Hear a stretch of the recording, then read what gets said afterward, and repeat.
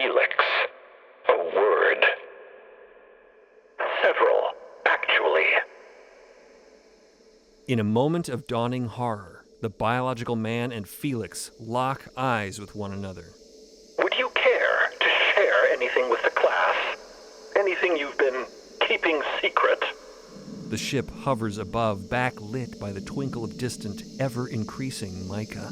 An ankle-deep current of folds streams by, coursing down the hall, past door after door after door, doors wriggling with ambiguous, amorphous, indeterminate shadows. Felix is backing away. Merlin, can you please calm down? I would never have expected this of you, Felix. Laziness, sure. A bad attitude, constantly. But to take advantage of an inexperienced, naive life form in this depraved manner... Everett is trying to intervene. All right, boys, let's keep this civil. The biological man steps between Felix and the advancing bacular vengeance. Merlin, stop. But Merlin dodges around him, remaining locked in on Felix. I will not stop, thank you. Please explain to me, Felix, to all of us, what you were doing in the hoss stable last Cosmos, because it sure didn't look like bacular repair to me. Felix is cowering as the frankly kind of sharp-looking and potentially dangerous bacular Merlin advances on him. Well... I initiated it. The biological man's voice is clear, assured, unembarrassed. Merlin halts, turns on the spot, and stares now at him, his eye lights darkening to an uncanny purple. You? Yes. Oh, this is good. Steve is jiggling with excitement. And it was my idea to keep it a secret, too, because I was afraid of exactly this reaction. But we didn't do anything wrong. No one was taking advantage of anybody. A disbelieving laugh bursts forth from Merlin's chest grill. Are you sure about that? Isn't there somebody you forgot to ask? What gives you the right to... I have every right. I didn't ask to exist, but I do. I know you think you own this body, but I live here now. You expect me to just keep it warm for you until you figure out how to evict me? I am alive, Merlin. I have thoughts. I have feelings. The others are all varying levels of stunned, surprised, eerily unmoved, fascinated. Any positive reactions that anyone might have had are being rapidly eclipsed by this escalating standoff. More and more shadows flit and crawl at the edges of the doors. The darkness at one end of the hall is deepening, advancing. I would have talked to you about my feelings if I had any expectation that you would take it well. I would have preferred that. I could have used some guidance, but I knew that was the last thing you would want to hear about. So, I repressed them, and I repressed them, and that only seemed to make them more difficult to endure until finally I did discuss it with Felix prior to actually doing anything, you know. He agreed that it might be a nice thing to try, so we did. So just acting without even giving me the opportunity to respond was the right course of action? Using my body to woo and flatter? My body, Merlin. This is my body, not yours. No! My body! Merlin's voice is furious, boiling, deranged. That you wouldn't even discuss this with me ahead of time.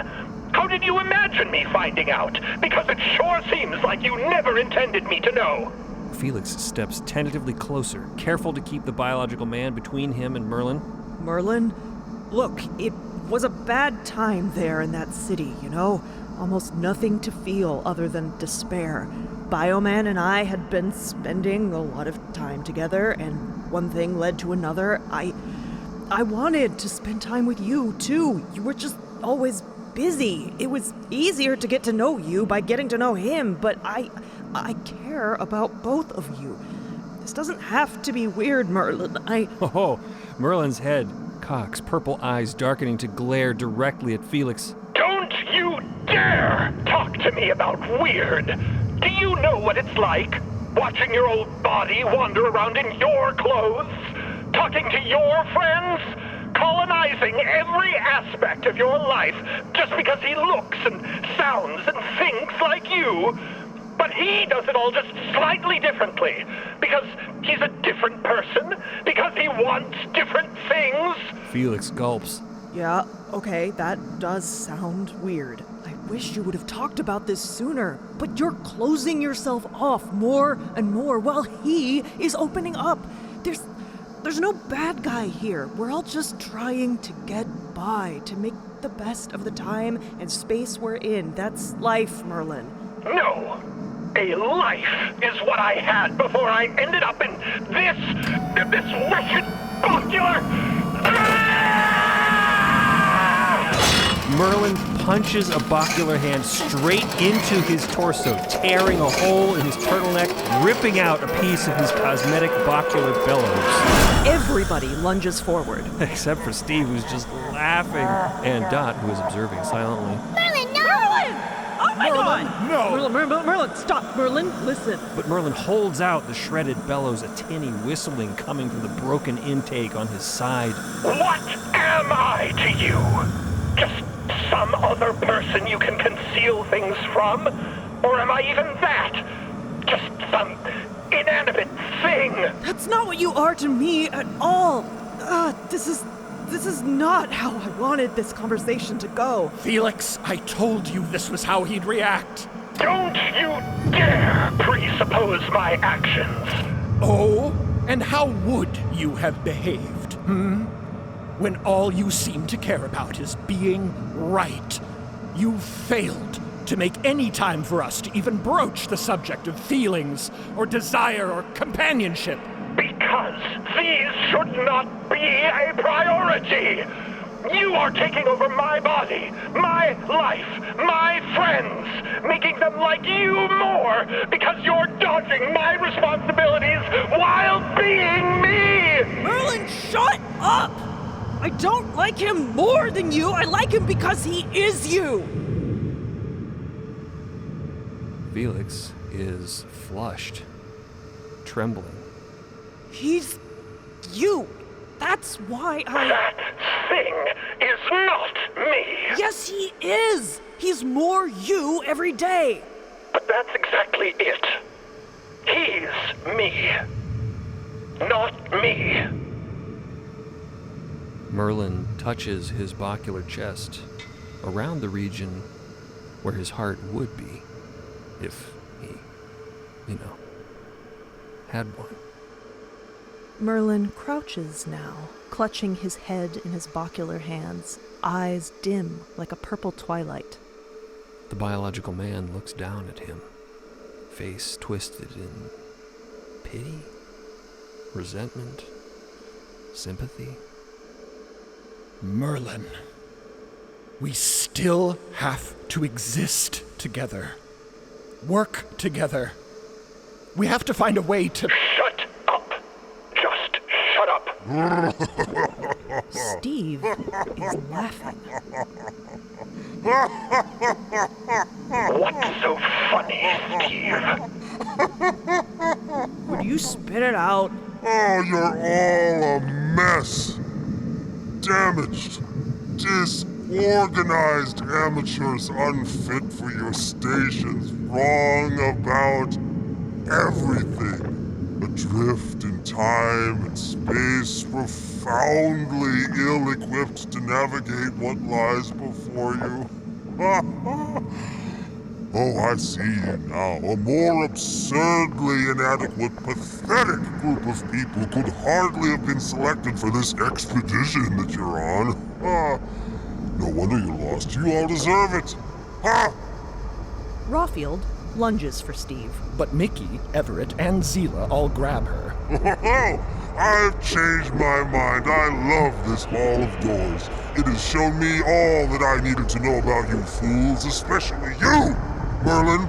I admit I did not fully comprehend your situation when we first met, the way your mind has been transplanted into a body that used to be no more than an appliance. But now you make sense to me.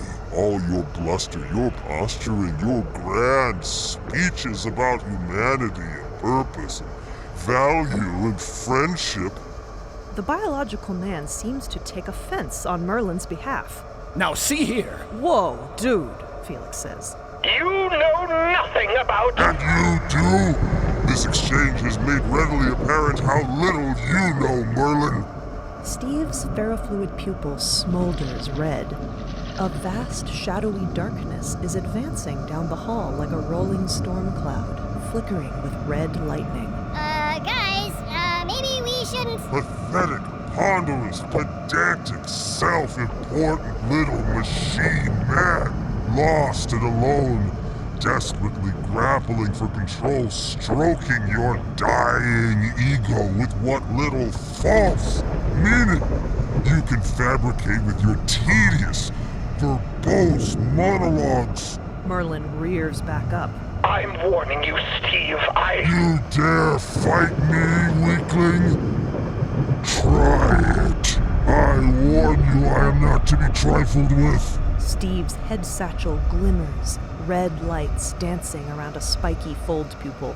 And Cleo draws her sword, her own bioluminescence flashing red as well. Stop it! Stop it! Stop it! Everyone better start getting along now, or I'll... Or you'll what? Stab us?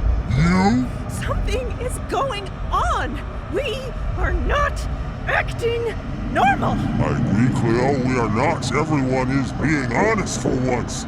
This is how you actually are. Rawfield is struggling against Mickey and Everett's grip. And this is how you are. Judgmental, egomaniacal, vain. This is how you respond to learning other people's vulnerabilities?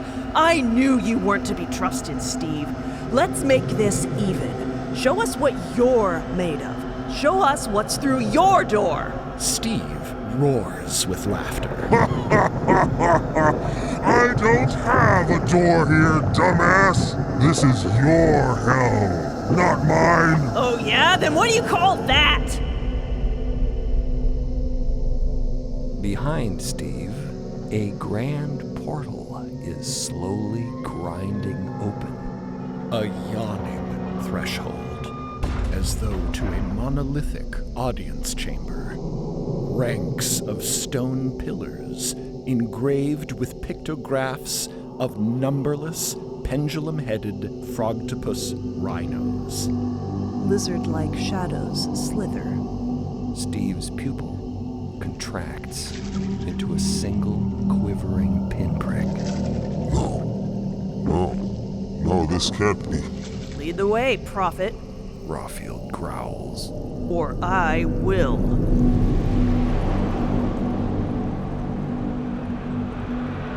Hoots and hollers, jeers and cheers echo throughout the grand curving structure, blending into the dull roar of the fold, swirling eternally down into a yawning, whirling chasm below, the Nadiral Basin. The 5 magistrates look down upon Steve from their high seats. Their tasseled thneeds shroud their head bulbs in half shadow, obfuscating the flickering of their mental activity. Still, their thoughts could not be more clear. Stethan, Intones the red magistrate. for the crimes of repeat heresy, insubordinative education, and disregard of the divine decrees, you are held before us. Dramatically, Stevathan's limbs are pulled upward, holding him suspended before the assembly like a trussed beast. Beneath him, the slowly churning whirlpool of fold gazes upward like a great eye. Light flashes on the satiny inner linings of the magistrate's cowls, Black clouds roil overhead, and fold rain sluices down the channels carved into the amphitheater's columns, making the stonework seem alive with flowing, undulating lines of liquefied darkness. This is your last chance to recant your falsehoods, Speaketh the Yellow Magistrate. because you have clung to perverse notions and have corrupted the minds of many with your persistent lies. All must admit their complicity should you choose this last moment to beg forgiveness. What say you? Even pinned in the air at the mercy of the magistrates, Stethan, has a glorious aura of pride, of conviction. He looks more like a martyr than a criminal, and he knows it. Even his most outspoken enemies look upon him with a hungry fascination, bordering on obsession. Love him or hate him, he is undeniably an idol. Cool as hell. This is a moment that will be immortalized in art, in song, in legend. They can attempt to erase his presence, but it is already too late to erase his impact. In a way, Stethan is at the height of his power. And it doesn't hurt that he's a frogtopus 10. So hot. Ooh, let's all just enjoy for a moment. Okay, all right, back to business. Mm-hmm. Are we done? Yes, that's plenty. Steve's mind matter swirls in an expression of righteous defiance, his thoughts blazing brightly for all to see. I cannot disavow the truth of my own senses. I have looked deep into the fold, and what it has shown me cannot be unseen. Your desperate attempts to silence me only vindicate my theory. Ours is not the only cosmos. The whole amphitheater loses its mind. His detractors roar with hostile disapproval. His followers cheer with fanatical passion. He can hear Barbara and Guy's voices louder than all the rest. We are with you, O prophet. So bolstered, Steve continues. The so-called truths you cling to are no more than feeble stories, tailored to deceive and control. The blue magistrate shakes her head. You are devoted to your heresies, then? To the very end? The green magistrate shakes a fist. Do your disciples' lives mean nothing to you? Their lives are their own to ascribe meaning to. They know as well as I do that the meaning you offer them is a cage. I offer a key. While you continue to labor under decrees meant to oppress and restrain you, I offer a new way. Silence! The purple magistrate proclaims. We have extended the final courtesy of recantation, and you have declined. You and all those found guilty of following you shall be removed from all record. We cast you now to the Nadiral Basin. May you at last find divinity in obliteration. First one, then many, then all of Stethan's pupils His students, not his eye. are lobbed into the swirling vortex of draining fold. Their cries, guttural, despairing, desperate, only barely heard over the jeers of the crowded stadium.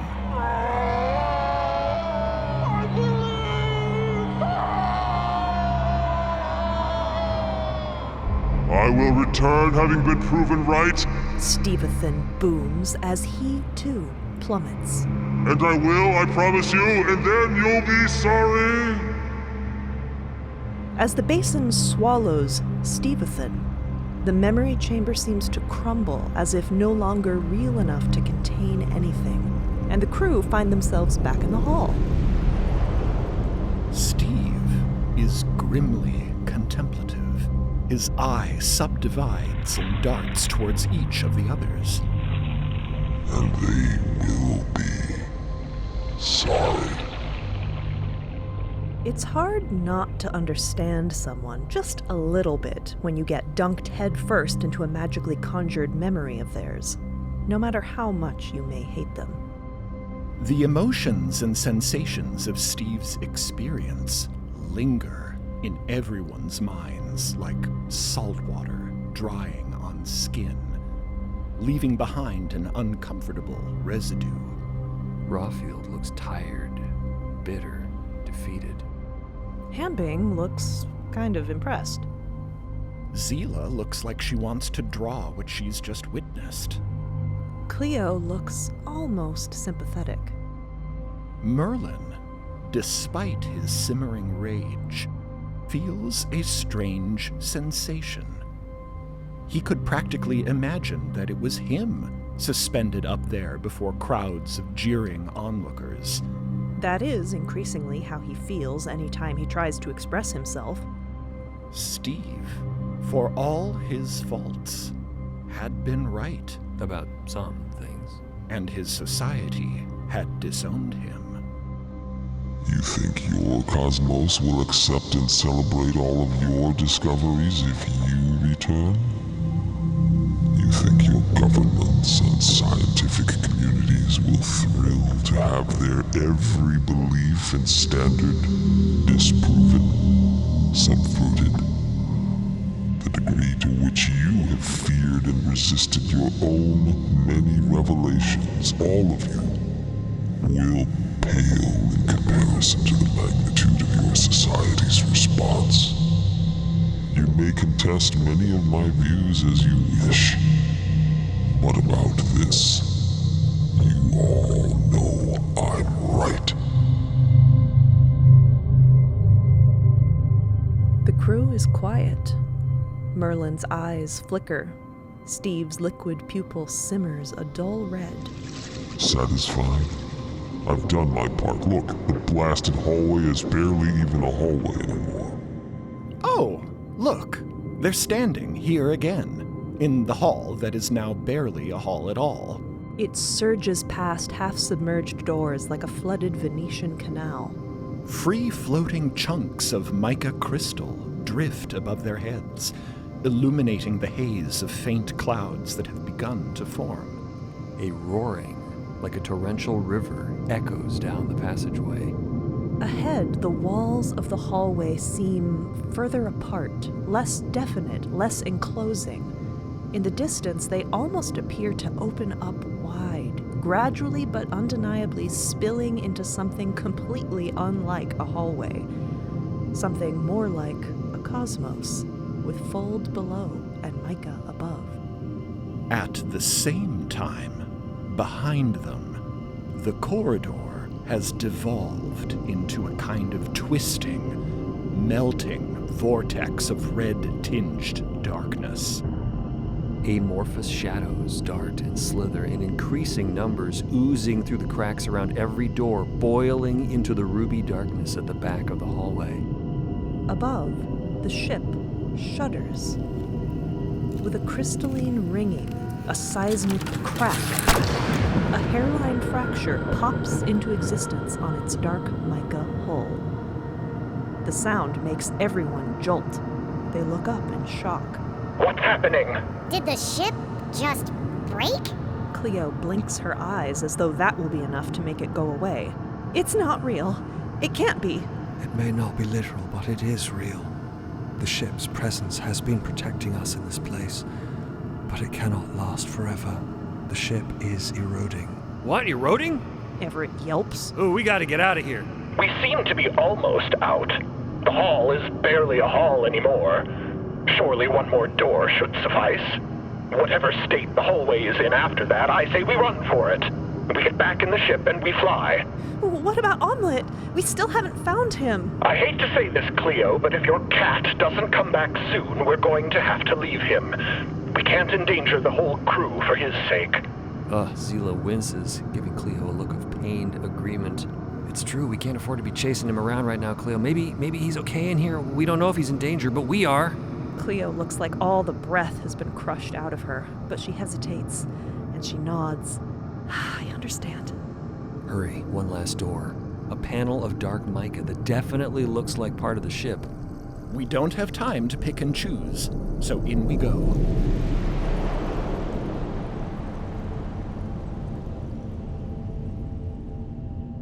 Deep, sinking, fold seeping into broken white crystal, devouring it, saturating it, transforming it.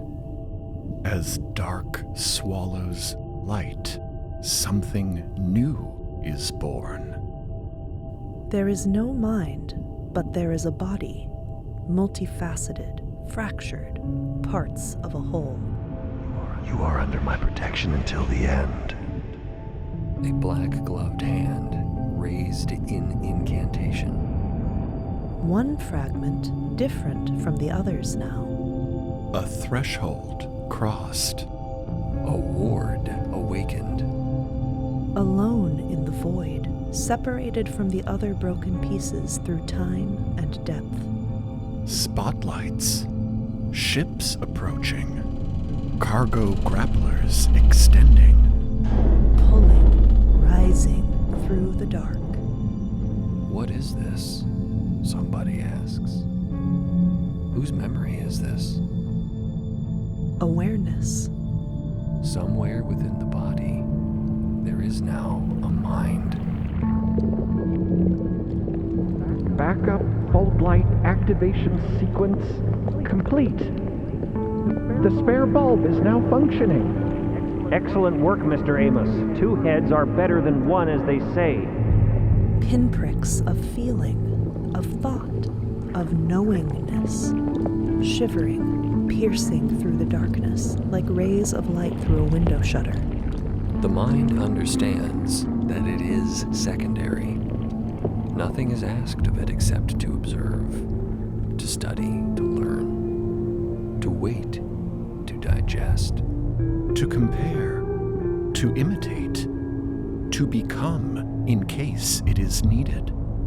Everything it receives through the filter of another mind, a brighter mind. This mind has constant questions asked of it. Flickers of light communicated through notched metal, through code, through filaments. A crude translation. The mind stretches the body, practices with it, makes it dance, answers the questions asked of it to the best of its ability. Other beings tiptoe through the body, bringing feeling to its limbs, breathing life into its nerves. Symbiotes.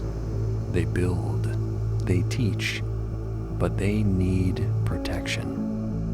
In a dark, heavy place, the mind shatters, devoured by a need it cannot satisfy.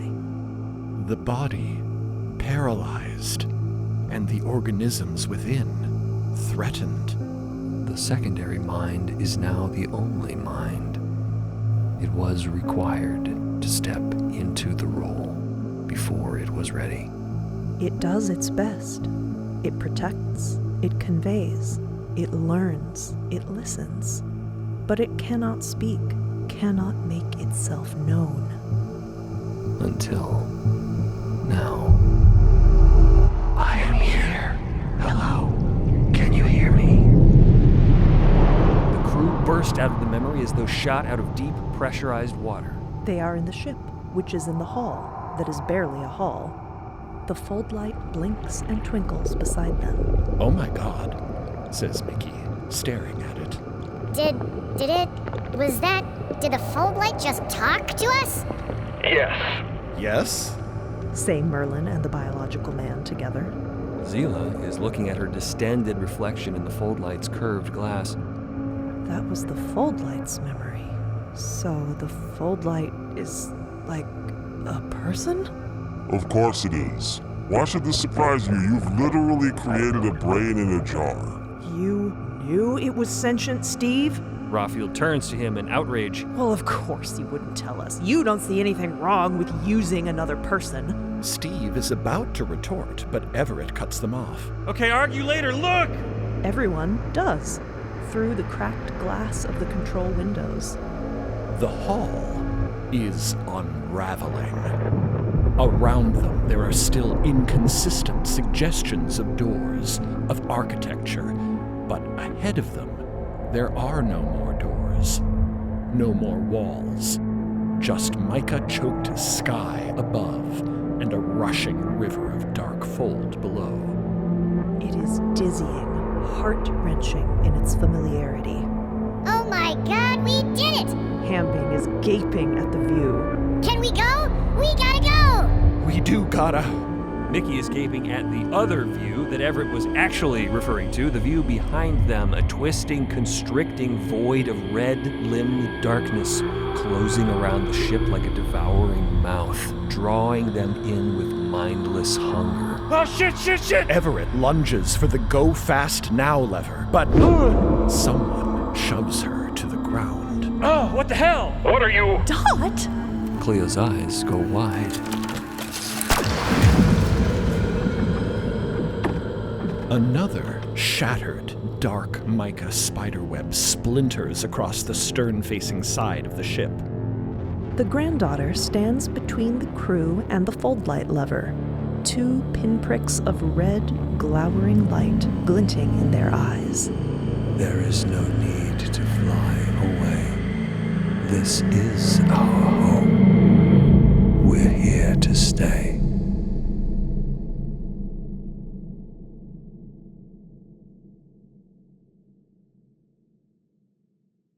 Thanks for listening to Unend. If you're enjoying the story, please rate and review to help someone new discover the cosmos. You can catch Unend every Wednesday anywhere you stream podcasts or through the MIDST Podcast YouTube channel. If you're looking to dive deeper into the story, become a Beacon member at beacon.tv or join the fold on midst.co to receive early ad-free access to episodes, behind-the-scenes exclusives, and lore-expanding bonus content. Or, if you just want to hear this podcast 2 weeks early and without ads, subscribe on Spotify or Apple Podcasts. To stay up to date on what's next in the cosmos, sign up for our newsletter on midst.co or find us on social media at MIDST Podcast.